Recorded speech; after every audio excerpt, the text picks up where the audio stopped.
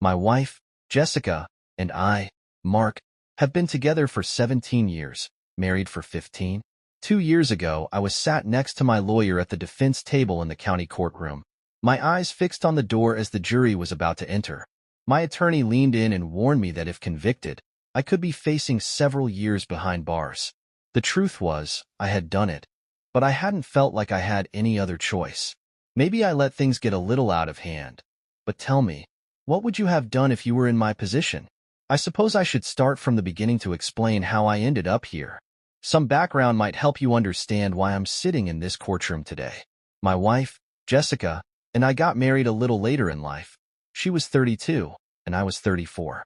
Jessica had always been a stunning blonde, and from the first time I laid eyes on her, I was hooked. After a few rocky months, we started dating seriously, and within a year, we were married. Both of us had been in past relationships, and I figured that since we were older and more experienced, we'd have a solid foundation for a lasting marriage. And for the first 3 years, things were great. Jessica didn't work. She stayed home while we discussed starting a family. She liked not having a job, and since we were financially stable, I didn't push her to find one. I was eager to begin our life as parents, and I didn't want her to start a career only to leave it behind when we had kids. Jessica was always cheerful and full of life. But that, in itself, became a problem. Men often misinterpreted her friendliness, thinking she was flirting with them, and more than once, I found myself on the verge of a fight because of it. Sometimes, I even suspected that Jessica enjoyed stirring things up just to see me react, but I refused to take the bait. I hated confrontation and did everything I could to avoid getting into fights. That was my biggest flaw, until 2 months ago. I always turned the other cheek. I walked away from fights, avoided challenges, and never engaged. But that wasn't because I was weak. I was simply following the advice my father had given me as a child. I had always done well in school, at least, until we moved. We left my hometown and everything I knew behind when I was in 8th grade. The new city was unfamiliar, and my new school was bigger, rougher, and more dangerous. My dad had no choice financially. We had to move. My mother had passed away 2 years earlier, and he was still trying to rebuild our lives. I never told him how bad things were at school because I didn't want him to feel guilty. That school had a king, the ultimate bully. Tom ruled the hallways, and from the first day, he made it clear that I was his new target. I was leaving school on my first day when a massive figure blocked my path before I could board the bus. I hadn't even seen him coming. One hard shove, and I was on the ground, looking up at a towering 6 feet 2 inches monster. At the time, I was barely 5 feet 3 inches, a twig compared to him. 2 of his friends, only slightly shorter, stood by his side. "Get up," one of them ordered. "Hand over your backpack and any money you've got." As I slowly got to my feet, fear overwhelmed me in a way I had never felt before. I was so terrified that I pissed myself right there on the spot.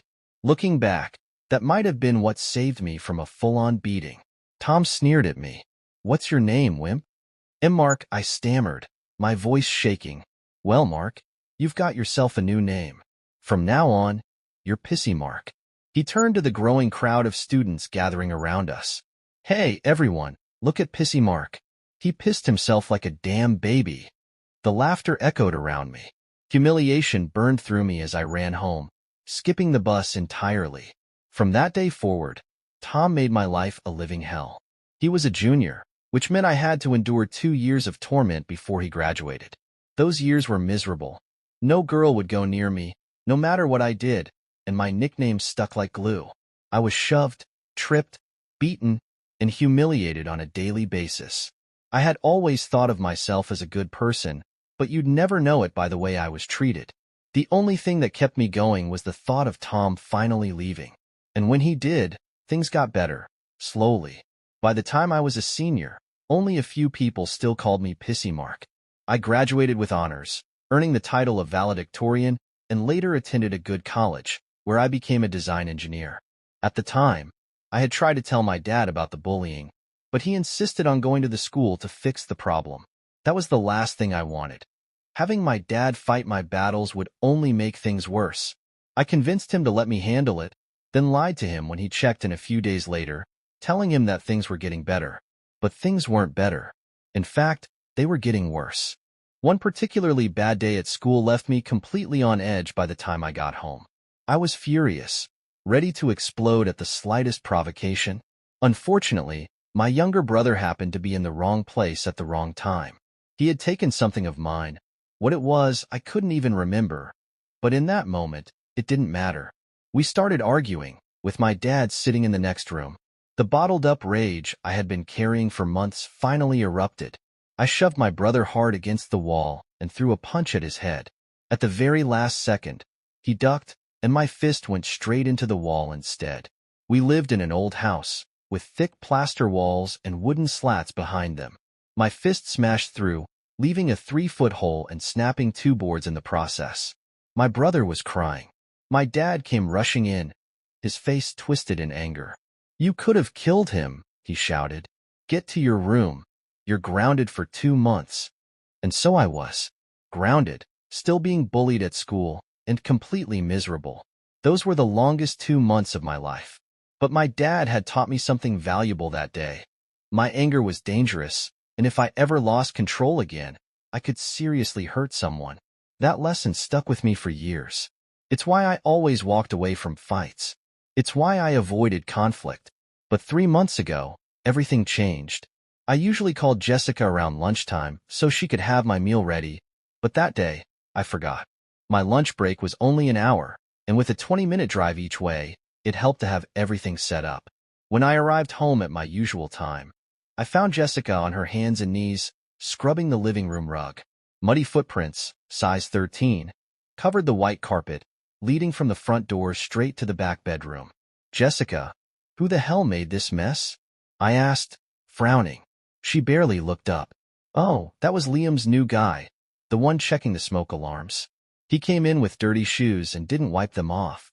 Her response felt almost rehearsed. "All right," I said, unconvinced. "I'll talk to Liam when I see him. He needs to know we've got white rugs." "Don't worry about it, Mark," she said quickly. "I'll handle it." I shrugged it off and sat down to eat, pushing the thought to the back of my mind. Later that week, I ran into Liam, our building superintendent, as he was coming out of one of the other apartment buildings. "Hey, Liam. Long time no see," I called out. We chatted about sports and the weather before I finally got to the point. "Hey, about your new guy. He tracked mud all over my living room rug when he came to check the smoke alarms." Liam's expression darkened. "First of all," he said, his voice tight with irritation, "he's not my new guy." "Sorry, Mark," he muttered, exhaling sharply, as if trying to keep his temper in check. "But that guy, he's already been a problem for me. I usually don't let much get under my skin, but this guy was different. Something about him rubbed me the wrong way. His name was Tom, something that started with A, but I couldn't remember exactly." Liam explained that corporate had hired him after he requested additional help, assigning him as a part-time worker to assist with maintenance tasks. "The first day this guy shows up," Liam continued, shaking his head, "he walks in like he owns the place. He actually tried to tell me what my schedule should be. Hell, he even laid out his own plan and how things around here were going to run." Liam had made it clear right away that Tom wasn't in charge, but the guy didn't take it well. "He's got this wild look in his eyes," Liam muttered, "like he could snap at any second. I wanted to fire him on the spot, but the way he looked at me, I swear, if I had, he might have tried to beat me to a pulp, or worse." Liam sighed. "I'm letting corporate handle it. They can fire him. Big guy, supposedly good with tools, but to me, he's a complete waste of space." Then, he added something that made my stomach drop. "Besides, Mark, I already checked your smoke detectors 3 weeks ago. I even told your wife that the back 2 needed fresh batteries, and I was the one who went back and changed them. That's not even Tom's job. So he had absolutely no reason to be in your apartment messing with the alarms." There was an edge to Liam's voice that made me uneasy.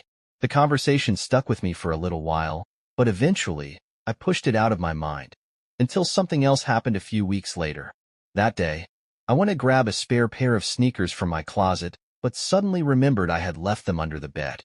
As I bent down on my wife's side to retrieve them, my heart nearly stopped. There, beneath the bed, were muddy footprints. Size 13, the exact same size and pattern I had seen on the living room rug, the the ones my wife had been scrubbing clean a few weeks ago. The only way those prints could have gotten under the bed was if someone had taken off their shoes and left them there. And my wife had a habit of storing my shoes under the bed out of routine. The only difference? These weren't my tracks. And for some reason, they were the only ones she hadn't bothered to clean. I tried to shake off the unease creeping up my spine. But then, later that same day, I pulled open my sock drawer, and something else was off. A pair of socks that weren't mine sat right on top. They were size 13, way too big for my feet, and a color I would never buy.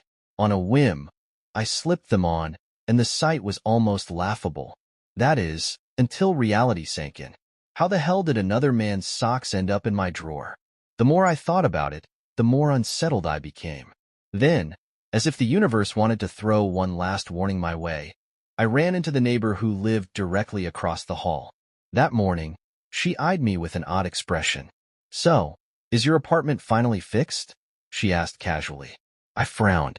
"Fixed? What are you talking about, Sim? I didn't know anything was broken." He pursed his lips. "Oh, well, I just assumed. I mean, that new maintenance guy was always coming and going, fixing things in your place. You should probably ask your wife about it." Her tone was laced with something I couldn't quite place, but the way she looked at me told me everything I needed to know. Sem was a gossip, but he also had a sharp eye. This wasn't small talk. This was a warning. For months, I had been ignoring the nagging feeling that something wasn't right.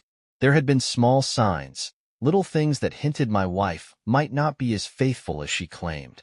Random phone calls that disconnected when I answered.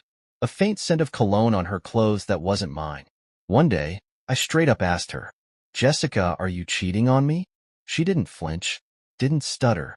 She just smiled and said, "You're the only man I love." She seemed so calm, so convincing, that I let it go. I wanted to believe her. I loved her. I trusted her. And yes, I was blinded by that love. Now, I realize how foolish I was. But at the time, I just didn't want to face the truth. I wasn't ready for that confrontation. And then came the day that changed everything. That morning, I wasn't feeling well at work. By mid-morning, I decided to head home early, before lunch. The moment I stepped into our apartment, I knew something was off. Our place was small, a one-story unit with the bedroom tucked in the back. If someone knocked on the front door, you wouldn't hear it from there. If someone walked in, you wouldn't know unless you were up front. I started walking toward the bedroom, and that's when I heard them, moaning. Emily's voice was unmistakable. She wasn't just moaning, she was loud. And then came another voice, a man's voice. "Damn, babe," he groaned. "You feel incredible." Something inside me snapped. I knew what I was about to see was bad, but I had no idea just how bad. Any love I had for my wife disappeared in an instant. But the rage wouldn't come until I saw who she was with. The man chuckled darkly. "I can't believe your husband doesn't know what a dirty little slut you are. If you were my wife, I'd keep you locked up. A pussy like yours? 1 in a million." Then, laughing, he added, "And damn, you give the best head I've ever had. I bet you could suck a pool ball through a straw." Tom. The name came from my wife's lips in a hushed, urgent whisper. "Shut up, Tom, and just have my brains out," she hissed. "I don't want my husband catching us. He might come home for lunch." Tom let out another laugh. "Who cares? You told me he's a wimp, that he never fights." There was a long pause before he added, his voice dripping with arrogance, "If he shows up, I'll beat the shit out of him. And then I'll have you while he watches from the ground." My entire world shattered in that moment. And for the first time in my life, I didn't walk away. "I just don't want to hurt him, Tom. He's passive, sure, but he's actually a really good guy," Jessica said, almost as if she was trying to defend me. Except, she didn't even sound like she believed her own words. That cut deeper than anything else. Hearing the woman you love, your own wife, imply that you're weak, that you're a coward, is something I can't even put into words. The pain of that realization was unlike anything I had ever felt before. I don't even remember doing it, but by pure instinct, just as I reached the bedroom door, I flipped on my small recording device. It was no bigger than a cigarette lighter, easily clipped onto a pocket without being noticed. I had originally bought it for work. My new boss, David had been stealing my designs, taking credit for my ideas, and making me look incompetent in front of upper management. A close friend had suggested recording our conversations as proof of his dishonesty. David threw me under the bus at every opportunity, and just like Tom had in high school, he saw me as weak, as someone who wouldn't fight back. But at that moment, the recorder was running for an entirely different reason. I knew that voice. A wave of memories hit me like a brick wall. No, it can't be. I reached the bedroom door, which was wide open, and my worst nightmare came to life before my eyes. Tom, the same bastard who had tormented me all through high school. And now, he was behind my wife, Haver. That image will be burned into my mind until the day I die. There's no way to describe what I felt at that moment. I stood there, frozen, watching my wife of 3 years being taken by the one person I despised most in this world. Hatred. Hatred for my wife. Hatred for Tom. Hatred for myself, for ever trusting her, for not seeing the signs sooner. For a few seconds, I couldn't move. I was trapped in some sick nightmare, forced to relive every humiliating moment Tom had ever put me through. Only now he had taken the one thing I thought I could count on, my marriage. Then, suddenly, I snapped back to reality. Enough. I stepped forward and roared, "What the hell do you think you're doing? Get the fuck out of my apartment." The words came out of me like pure fire. It was the angriest I had ever sounded in my entire life. Jessica flinched, just for a second, before an expression crossed her face that made my blood run cold. It was a look of indifference, a look that said, "So what, wimp? You're not going to do anything about it anyway. You never do." Tom, on the other hand, just stared at me for a moment. Then, he laughed. And it wasn't just any laugh. It was the deep, mocking laugh of someone who had been here before, who had seen me at my lowest and enjoyed every second of it. "Oh my God," Tom wheezed between laughs. "Don't tell me you married Pissy Mark." Jessica's head snapped toward him, confusion written all over her face. "What?" she asked, clearly trying to process what he had just said. Tom grinned. "Jessica, your loser of a husband was in my high school. First time we ever met, he pissed his pants like a scared little bitch. My wife turned to look at me again. Only this time, it was different. Before, she had seen me as her husband. Now, she was seeing me the way Tommy wanted her to see me, as something less than a man. And it was working. He obviously didn't tell you how we met," Tom sneered. "Guess he left out that little detail. I used to beat the crap out of him every week. Isn't that right, Mark?" I clenched my fists so tightly my nails dug into my palms. Tom smirked and turned back to my wife. "Now, where were we? Oh, that's right. I was with your wife." He turned his head slightly to me. "Why don't you wait outside, wimp? When I'm done, then maybe you can have a turn. If you can even handle it." Jessica's eyes darted between us, but she still said nothing. And in that moment, I knew. Our marriage was over. Tom smirked again. "Oh, by the way, Mark, you know I'm on the clock right now, right? My paycheck? It comes straight from your rent payments." He laughed again, his voice dripping with smug satisfaction. "So technically, you're paying me to have your wife right now. How does that feel?" He turned back to Jessica, grabbing her roughly, and she just looked away. That was it. I stepped forward. "I'll say this one time. Get the fuck out of my apartment." Tom barely glanced at me before scoffing. "Oh? Looks like Pissy Mark finally grew a pair of balls." He cracked his knuckles. "Guess I'll have to take care of that." He yanked himself out of my wife and stood up completely naked, striding toward me with all the arrogance in the world. "I gave you a chance to leave, wimp," he sneered. "Now, I'm gonna give you a beating like you've never had before." And that was his mistake. See, sometimes, when you run into someone from your past, your mind tricks you into thinking they're the same person they were back then. But I wasn't that scared kid anymore. After high school, one of my college professors had encouraged me to take up martial arts to build my confidence. I got hooked immediately. I trained in judo, kickboxing, and multiple forms of karate. Twice a week, I sparred at the kickboxing gym. At least once a week, I hit the weight room. For the last 16 years, I have kept up that routine. Jessica never joined me, so she assumed I just jogged on a treadmill or used the stair stepper. She had no idea what I was actually capable of. And Tom? He had no clue what was coming. The instructors always told me that fighting without ever sparring was like learning to read but never opening a book. At first, I struggled. I was afraid of hurting people.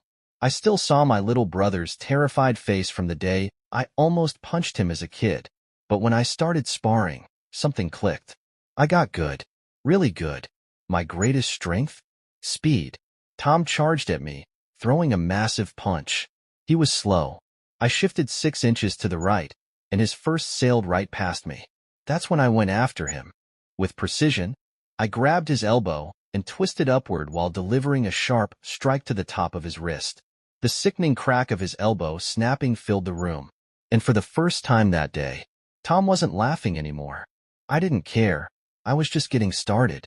Tom screamed in pain, but despite his broken arm, he still tried to lunge at me, throwing his full weight forward. I simply stepped aside, using his own momentum against him, and sent him crashing into the doorframe. His head slammed into the wood with a sickening crunch.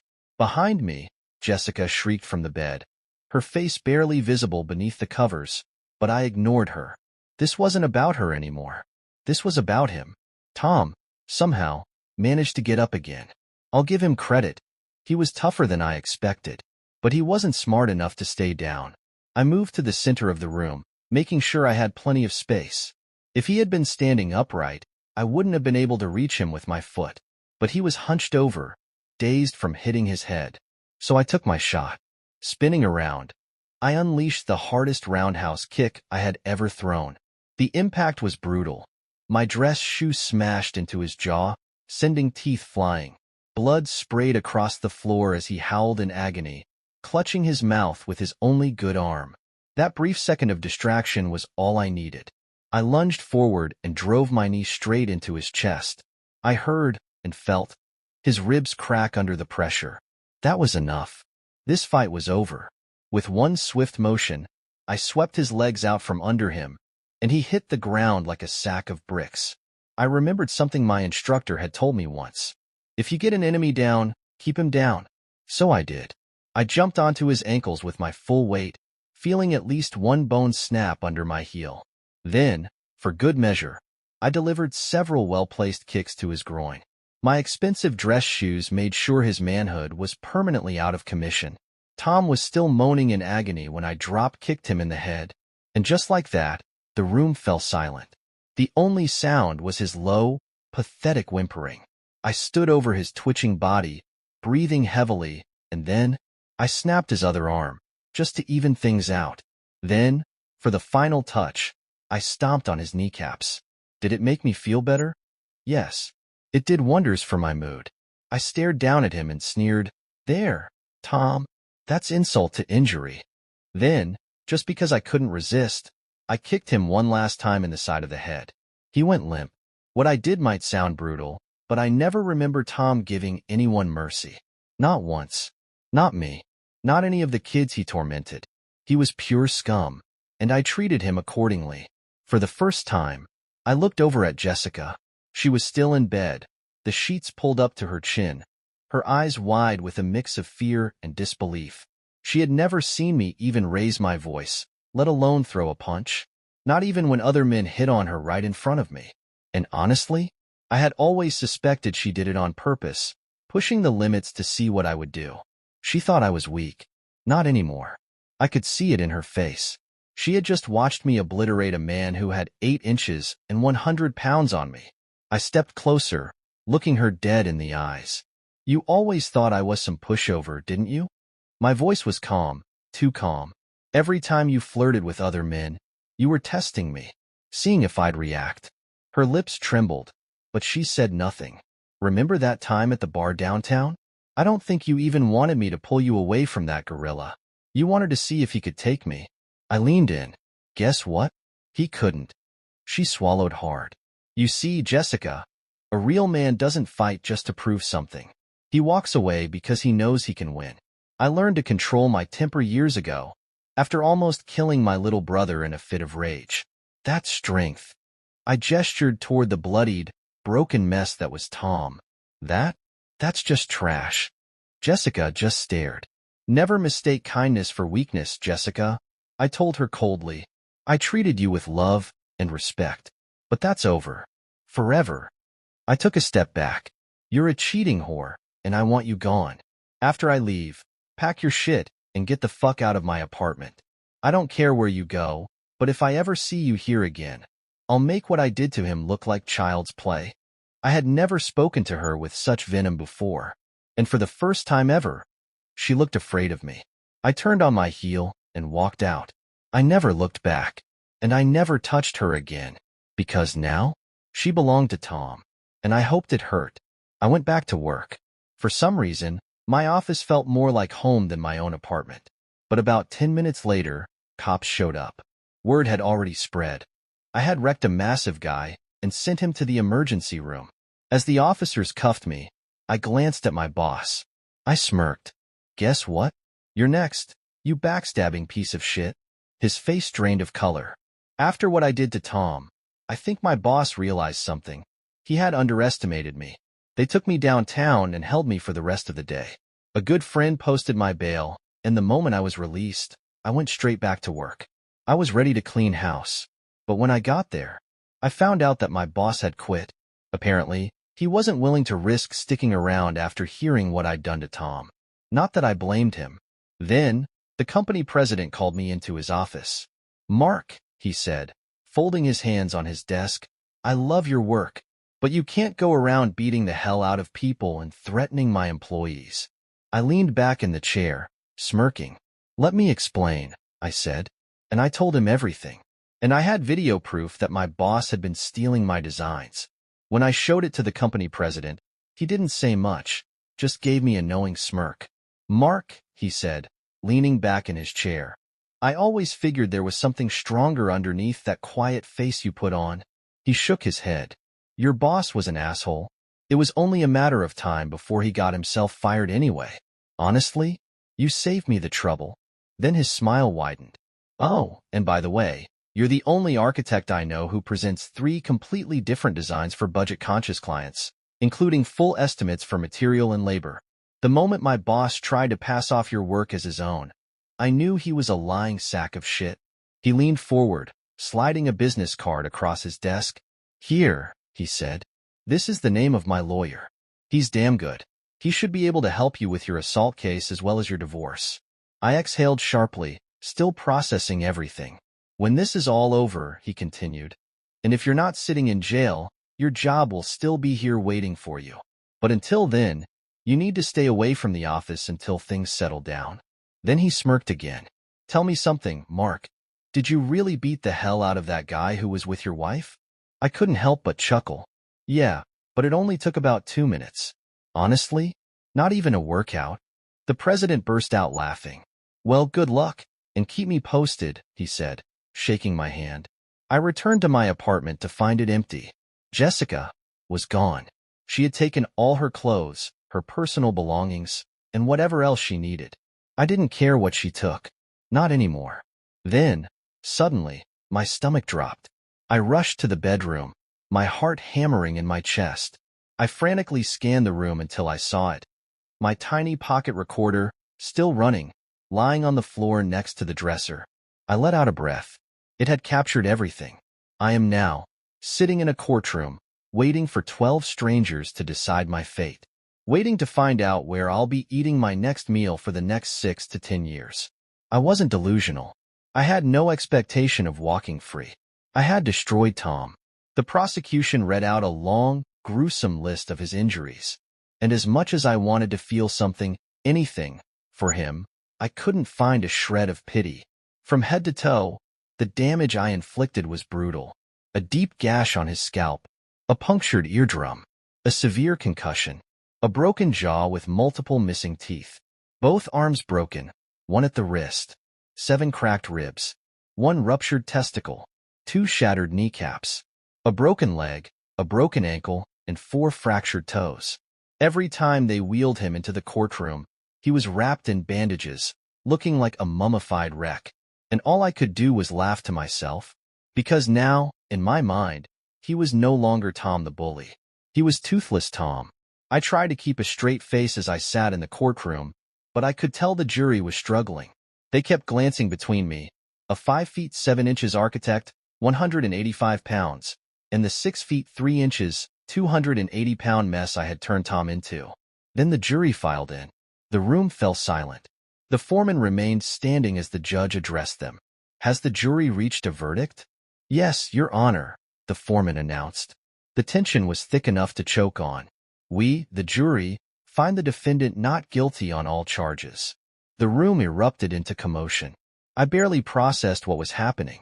I must have looked stunned because, out of the corner of my eye, I saw the foreman glance at me and wink. A wink. I had to do a double take. Did I imagine that? Then the president of my company was in front of me, shaking my hand. Take the rest of the week off, Mark, he said with a grin. Be back on Monday. I was free. Even Liam was there, grinning as he flipped Tom the middle finger from across the courtroom. Tom, in his wheelchair, seethed. But there was nothing he could do. As I left the courtroom with my lawyer, I turned, looked Tom dead in the eye, and gave him a finger of my own. For a second, I saw pure rage flash in his face. He wanted to fight me, but his mind was writing checks his broken body could no longer cash. I just smiled and walked out a free man. As I stepped into the hallway, I noticed the jury foreman lingering nearby. He motioned for me to come over. Mister, he said, shaking my hand, I'm glad to see you were cleared of all charges. The entire jury felt that you were acting in self-defense. Then his voice dropped to a hushed tone. To be honest, you had nothing to worry about from the start. That's why I took the job as foreman. I wanted to make sure you walked free. I blinked. Why? He just smiled. Class of '92, Mark. I was a year ahead of you in high school. My blood ran cold. Tom used to torment me too, he admitted, until my mom transferred me to another school. He made my life a living hell. He smirked. That stupid son of a bitch bullied so many people. He didn't even recognize me in court. Then his grin widened. I remember what he used to do to you too. I exhaled slowly, realization hitting me like a ton of bricks. Well, he continued, he finally got what he deserved. He gave me one last knowing nod. Good luck in the future, Mark. And remember, not all bullies come out on top. Then, with that same satisfied smirk, he walked away. I barely had time to process what had just happened when Jessica appeared in front of me. Mark, she said softly, can we talk? I met her gaze. Then, without hesitation, I shook my head. No. Her face fell. You need to move on with your life, I told her. Because I'm moving on with mine. Her eyes glistened with emotion. But I do love you, Jessica, I interrupted. But I can never love you again. I swallowed hard. It hurts too much to even put into words. Then, without another glance, I turned my back on her. And I never looked back.